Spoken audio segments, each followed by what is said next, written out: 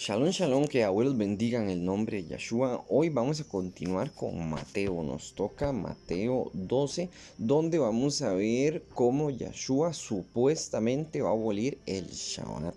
¿Por qué? Porque él le va a ayudar a una persona que está enferma, que tiene la mano seca en Shabbat. Entonces, por eso muchas personas hacen domingo. Cuando Yahshua nunca dijo, hagan domingo, ya no hagan Shabbat. Y Yahshua nunca abolió ningún mandamiento.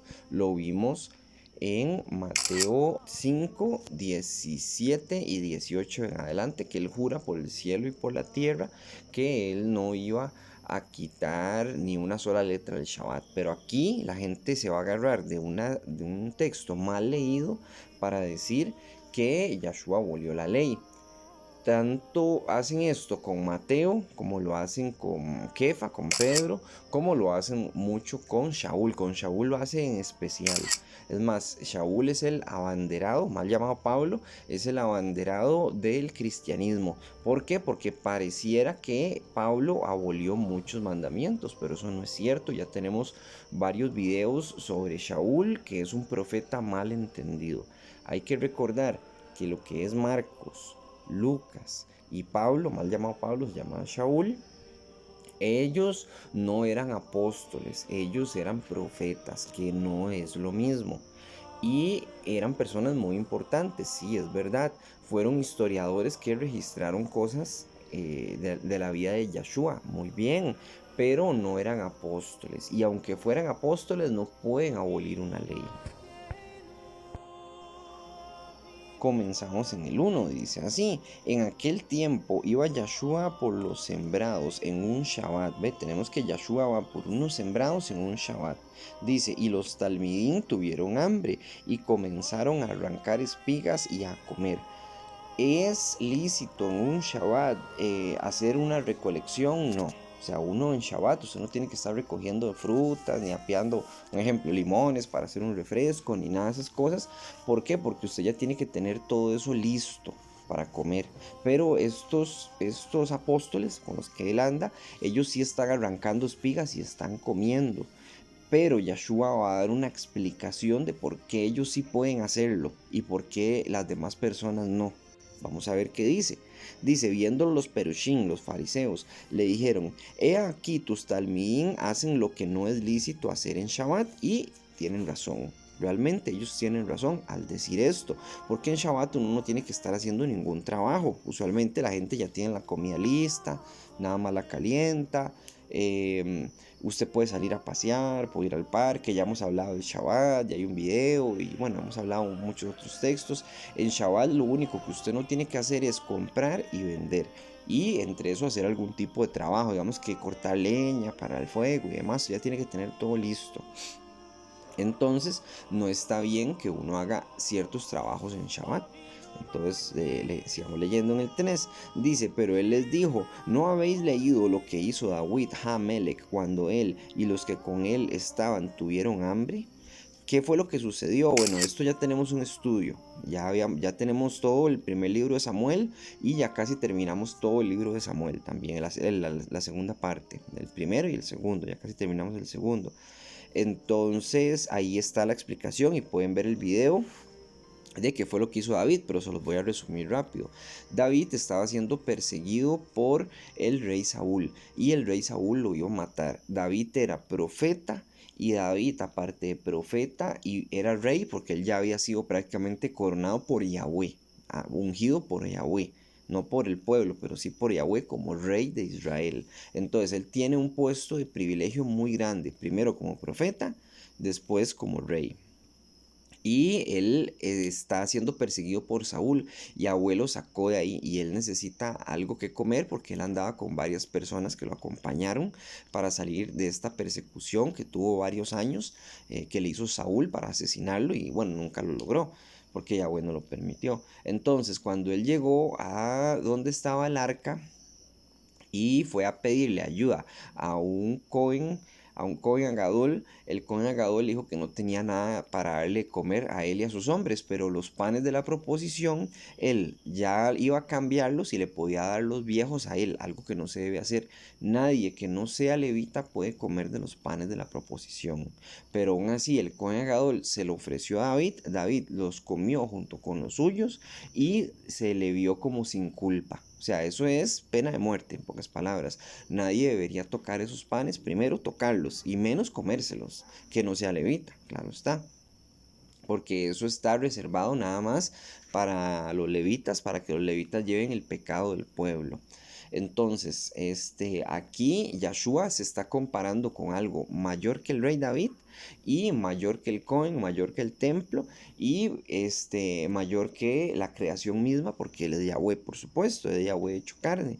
Entonces va de nuevo el 3, dice, pero les dijo, ¿no habéis leído lo que hizo David Hamelech cuando él y los que con él estaban tuvieron hambre? Dice el 4, ¿cómo entró en la Beit de Yahweh, en la casa de Yahweh? En aquel entonces no había templo aún, pero sí siempre habían carpas y cuestiones así donde se guardaba el arca y donde se ofrecían los panes de la proposición, estaba la menorot y estaban otras cosas que eran de valor simbólico y espiritual. Dentro del pueblo estaban las ropas del Cohen, estaba el efod, estaban todas esas cosas ahí. Entonces dice que él entró en la casa, dice de nuevo el 4. ¿Cómo entró en la Beit de Yahweh y comió lejen japanín, los panes de la proposición? Lejen pan, japanín, la proposición o el pacto.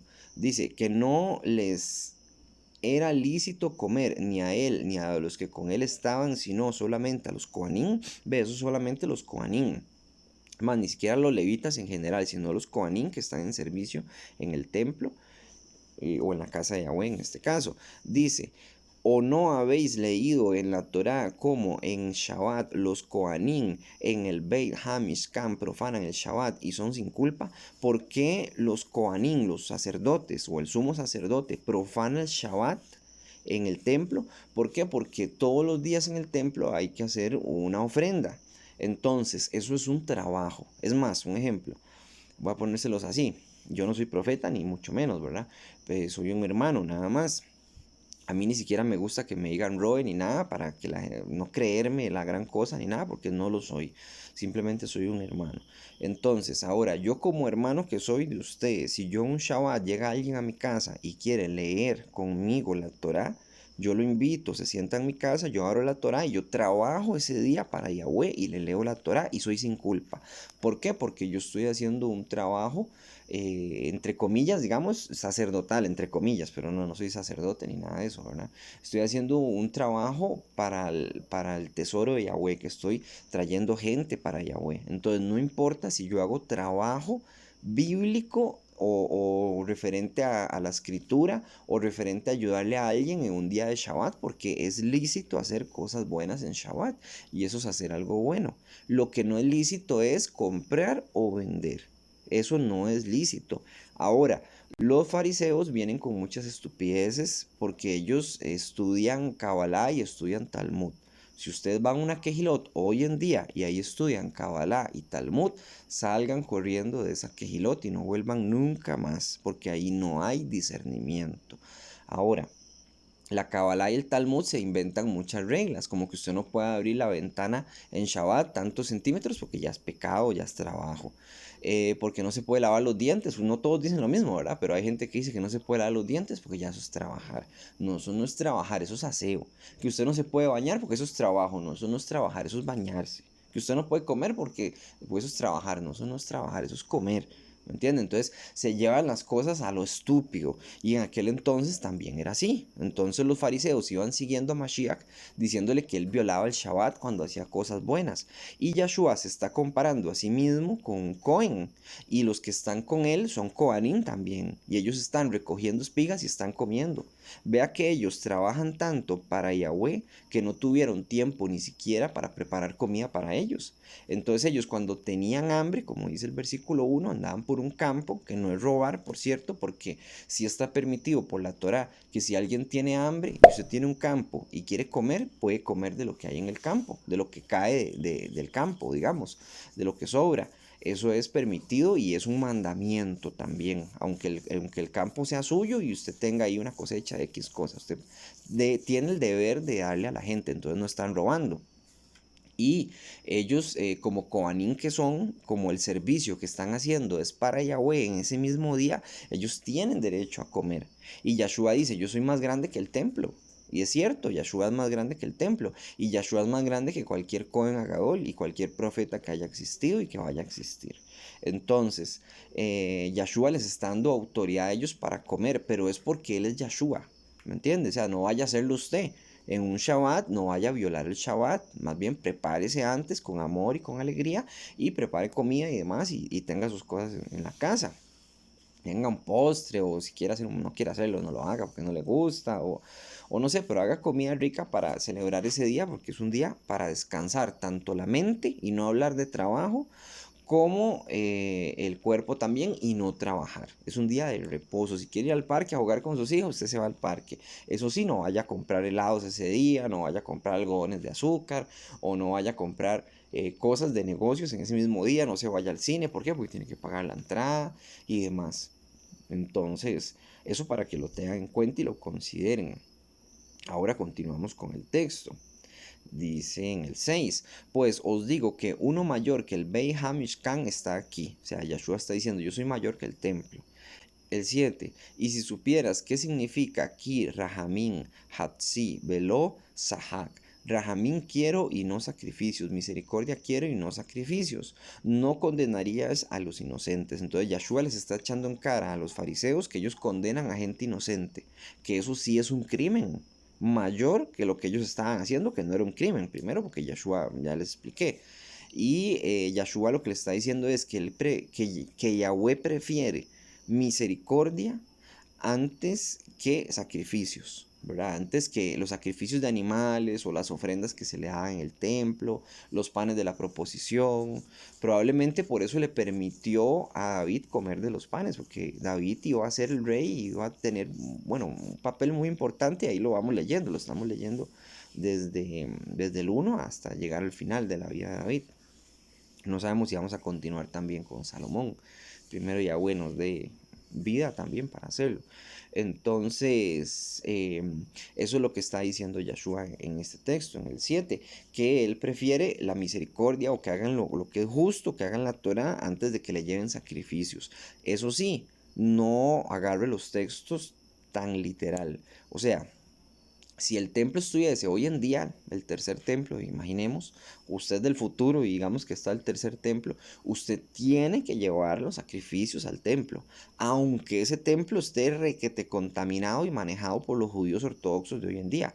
¿Por qué? Porque cuando se haga ese templo fijo lo van a manejar los judíos ortodoxos, los cuales no tienen derecho a pisar ese templo tan siquiera.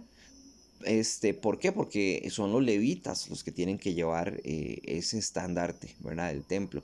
Pero debido a que no sabemos quién es levita y quién no, ahora, hoy en día, debido a la dispersión y demás, entonces siento que va a ser difícil. Hay gente que dice que el templo nunca va a estar. Pero si estuviese, uno tiene el deber de llevar el 10%, ya los sacrificios, de ir a las fiestas y demás, como manda la Torah.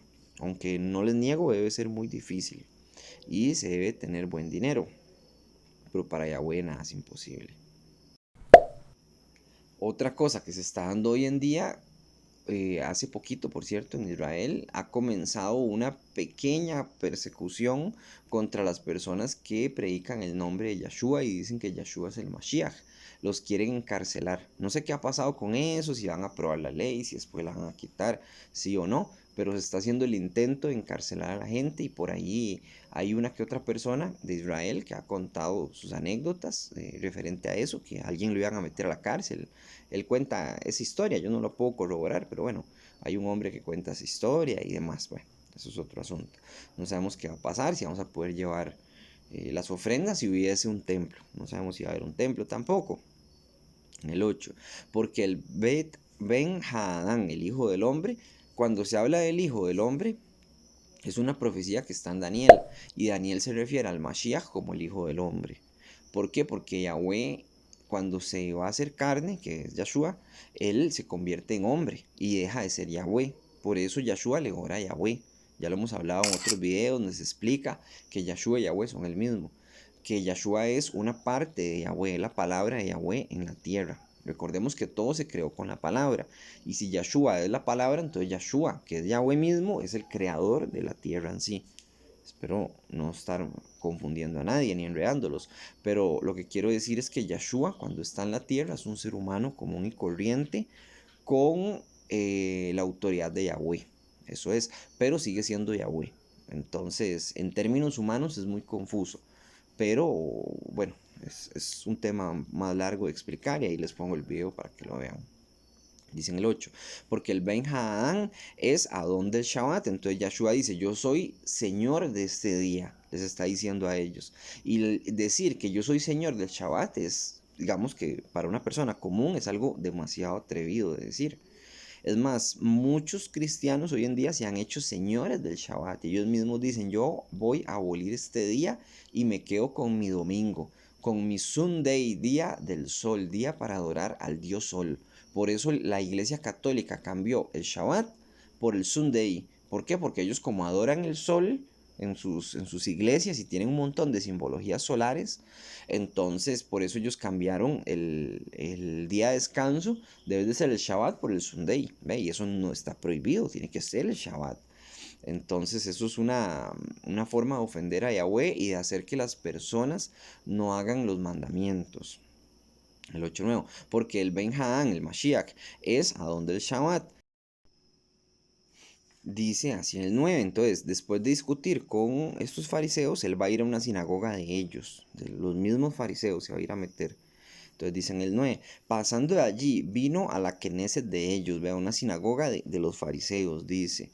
Y he aquí había uno que tenía seca una yad, que tenía seca una mano. Y preguntaron a Yahshua para poder acusarle, ¿es mutar, dar refúa en Shabbat? ¿Es correcto dar liberación o sanidad en Shabbat?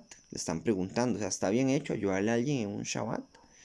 Entonces en el 11 dice, él les dijo, ¿qué Adán habrá de vosotros que tenga una oveja y si ésta cayere en un hoyo en Shabbat, no le echará mano y la levante? O sea, que si ellos en un Shabbat, imaginemos que estamos en esa época, usted tiene un montón de ovejas, esa oveja se va en un pozo en un Shabbat.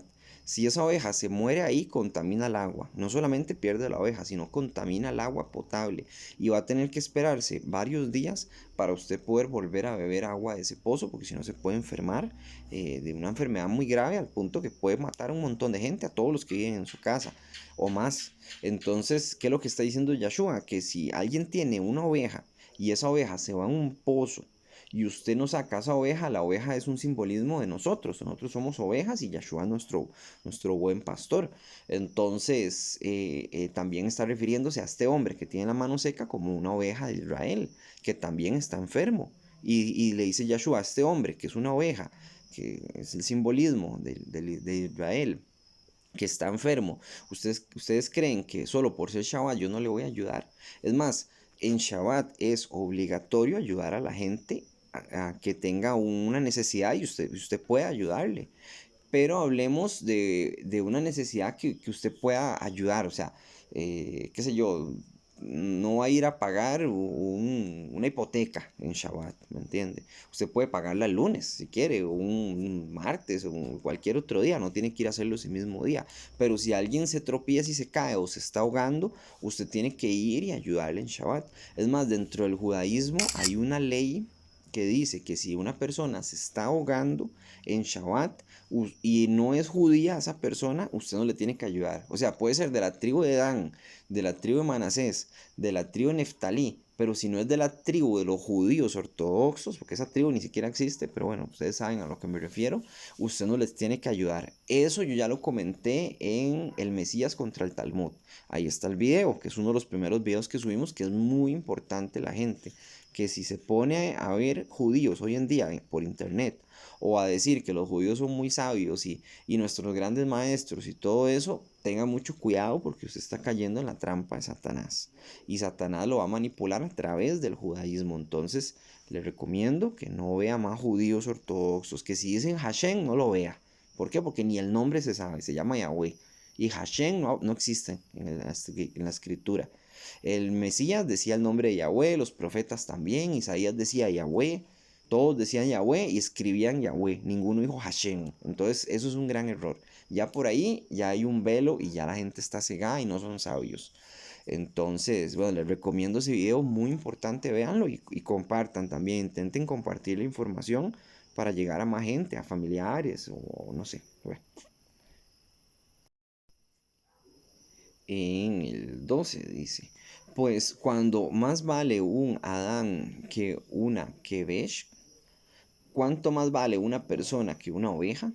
Por consiguiente, es lícito hacer top en Shabbat, es lícito hacer algo bueno en Shabbat, les está diciendo Yahshua, les está contestando. Vale más un ser humano que una oveja, vale más un ser humano que un perro, que un gato. Hoy en día, lamentablemente, tenemos personas que aman más a su gato que a su mamá, aman más a su perro que a su vecino. Entonces, sepa que vale más un ser humano que un perro. Y usted no tiene que darle comer a todo ese montón de gatos que hoy tenemos, muchas locas de los gatos que no comen ellas para poder alimentar a sus gatos. Y uno que otro loco también, que tienen un montón de gatos en la casa, 5 o 6 gatos, y ni siquiera comen bien ellos para poder alimentar a un animal. Eso no es correcto. Primero está uno como ser humano y después están los animales. Entonces dice el 13. Entonces dijo aquel hombre, extiende tu yad, extiende tu mano. Y él la extendió y le fue restaurada sana como la otra. Yo entiendo que puede ser tanto la mano como el brazo. Que tenga la mano seca puede ser que tenga, pienso yo, algo así como cuando se le deshidrata el músculo a una persona que ha sufrido una lesión. Voy a ver si encuentro una imagen, se las pongo ahí en pantalla. Cuando se les deshidrata y reciben tal vez se les quiebra el pie o les pasa algún daño así muy grande, se les deshidrata el músculo y queda la pierna muy delgada o la mano muy delgada y con el tiempo se le sana y vuelve a la normalidad. Pero Yahshua hizo un milagro aquí. Tenemos que este hombre tenía la mano seca, o sea, probablemente no podía ni moverla, tal vez tenía el puño cerrado y el brazo encogido, y él pudo extenderlo cuando Yahshua le dio sanidad. Entonces estamos viendo un milagro y los fariseos, en vez de asombrarse y decir, este es el Mashiach, estaban tan ciegos que no lo entendían y estaban ahí viéndolo. Nosotros solamente estamos leyéndolo y lo creemos y lo entendemos. Y ellos que estaban ahí no lo pudieron ver. Igual hoy en día para muchas otras cosas, ¿verdad? Que las personas están viendo qué sé yo, que la evolución es un fraude, pero aún así la gente sigue creyendo que venimos de los monos. Ya tenemos videos que hablan de ese tema, que es importante entender que no venimos del mono, que venimos de Yahweh y que Yahweh nos creó y que la tierra no tiene miles de millones de años como se nos ha contado, que es un cuento de hadas, que los dinosaurios sí existieron, pero que también habitaron con los humanos. También tenemos videos que demuestran científicamente que los humanos habitamos con los dinosaurios. Y hay humanos de aquel entonces que registraron a los dinosaurios haciendo figuras y haciendo pinturas y un montón de cosas. Está interesante ese video por si lo quieren ver. Bueno, el 14 dice, y salidos los Perushim tuvieron consejo contra Yahshua para destruirle. O sea, ellos planeaban matar a Yahshua al ver las cosas buenas que hacía. En el 15 dice, sabiendo esto Yahshua se apartó de allí y le siguió mucha gente y daba refúa a todos y les daba sanidad a todos Yahshua. Y vea que mucha gente le seguía. ¿Por qué? Porque al ver un milagro y todo el mundo probablemente hasta se volvía loco de la emoción de ver que podía ser sanada la enfermedad que tenía. Y los que se sanaban saltaban de alegría y daban testimonio de que Yahshua los estaba sanando. Entonces, y claro, todo el mundo quería seguirle, mucha gente le seguía. 16. Y les encargaba rigurosamente que no le discutiesen, para que se cumpliese lo dicho por el Nabí Yesayahu cuando dijo, el Nabí Isaías profetizó esto que vamos a leer aquí. He aquí mi hijo a quien he escogido, mi amado, en quien se agrada mi nefesh, mi alma. Pondré mi ruach sobre él, y todas las naciones anunciarán mishpat. No contenderá ni voceará, ni nadie oirá en las calles su col, su voz. Dice, la caña cascada no quebrará, y el pábilo que humea no apagará, hasta que haga triunfar el mishpat. y en su Shen, en su nombre, tendrá Tikvah. Los Goyim tendrán libertad, digamos, las naciones. Se puede decir, los Goyim, pues sí, son las naciones, los que llaman gentiles, pero recordemos que el Goyim es algo malo, pero aquí Yahshua está trayendo libertad a todas las naciones. Las naciones que lo sigan, por supuesto está, no a cualquiera, así porque sí. Entonces, ¿qué dice esta profecía que está en Isaías 42:1?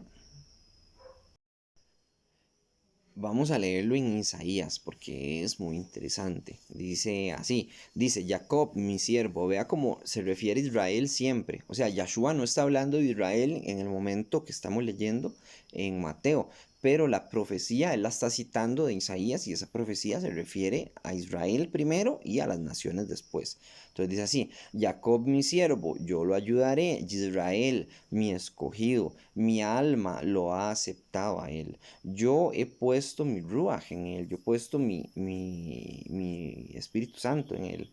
Él traerá juicio sobre los Goyim, ¿ve? Va a traer juicio sobre las naciones. ¿Quién va a traer juicio? Israel. ¿Usted quiere ser Goyim, gentil, incircunciso, fuera de los pactos, fuera de todas las promesas, o quiere ser parte de Israel, el cual va a traer juicio sobre los Goyim, ¿verdad? Entonces yo prefiero ser parte de Israel. Los Goyim, habrán algunos que se salven, es posible, o sea, es posible, yo no digo que no, porque yo no soy el juez, pero Yahweh dice que él va a salvar más que todo a Israel. Usted puede leer todas las profecías, se refieren a Israel. De nuevo, como vamos con el 2, dice, él no gritará ni alzará su voz, nadie oirá su voz en las calles. Esto hace referencia como que no va a hacer guerra, como que no va a ir a luchar.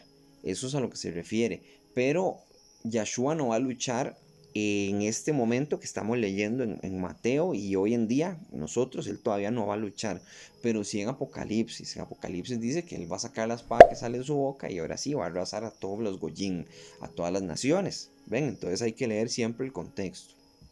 Entonces, esta profecía hace referencia de que Yahshua primero iba a venir como una oveja y después como un león. Primero iba a venir manso y después va a venir como un león a destruir.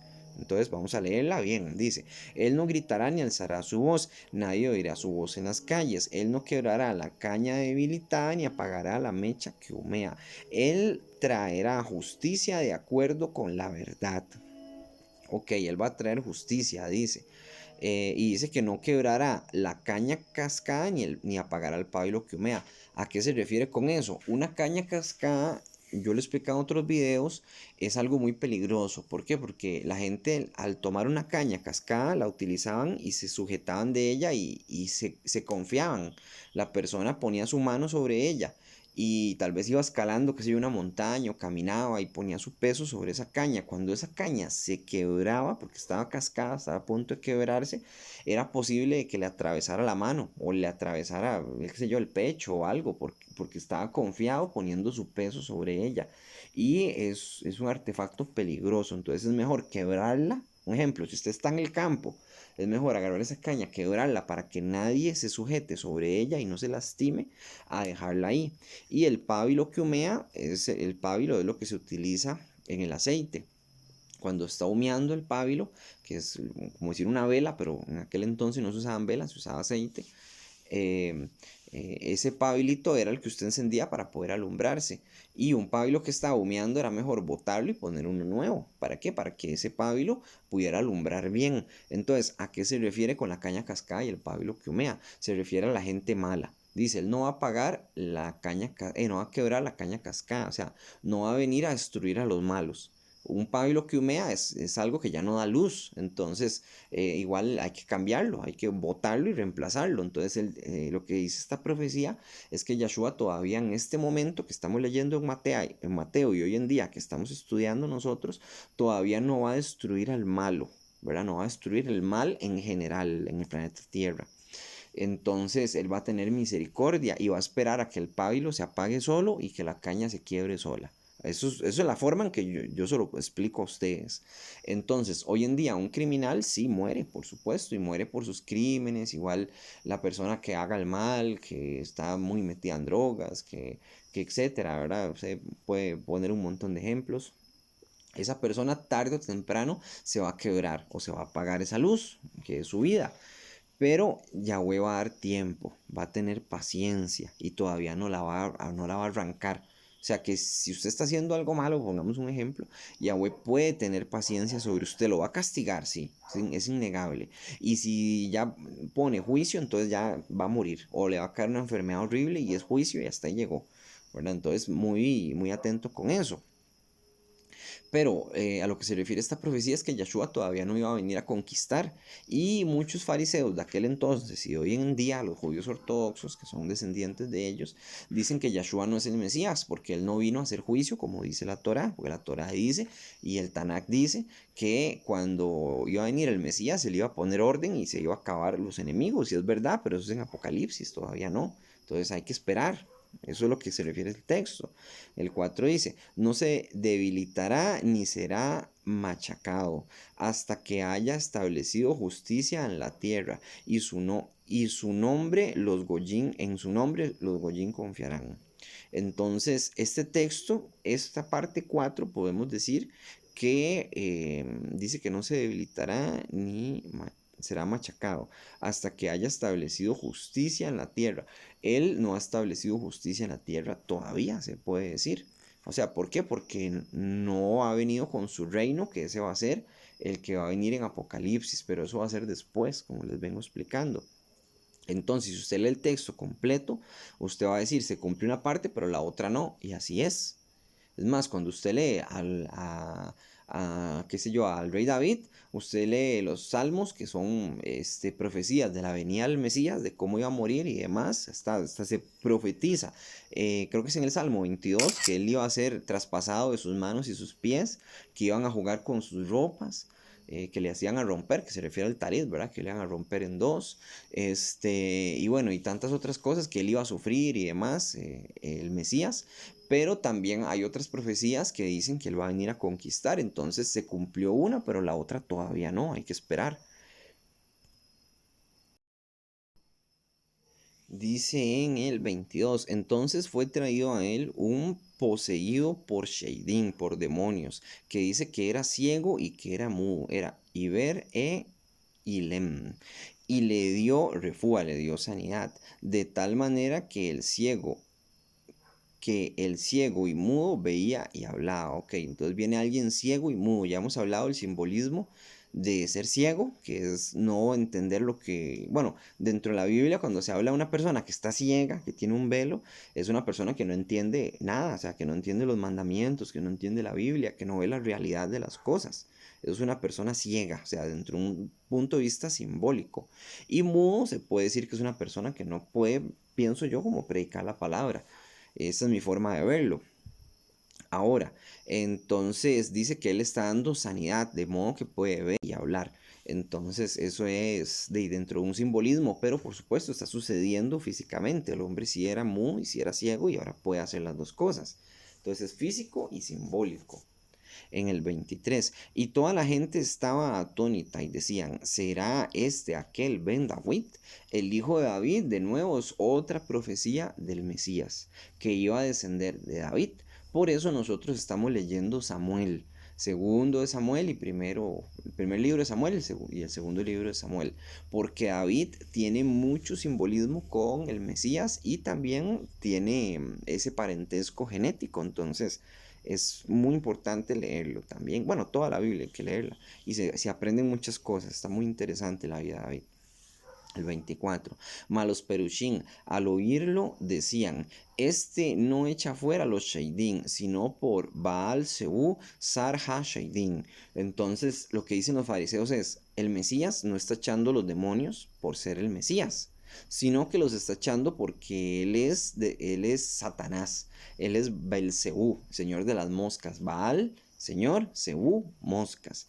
El zar se puede decir como rey. Sar Hashaidin, el zar de los demonios. Entonces le están diciendo que él es el señor de los demonios y por eso echa a los demonios, porque como él es el señor de ellos, entonces le dice, váyase un rato y después devuélvase. Bueno, el 25. Dice, sabiendo Yahshua los pensamientos de ellos, les dijo, todo Malhut dividido contra sí mismo es asolado, y toda ciudad o casa dividida contra sí misma no permanece. ¿Qué es lo que se refiere Yahshua aquí? Vamos a ponerle un ejemplo.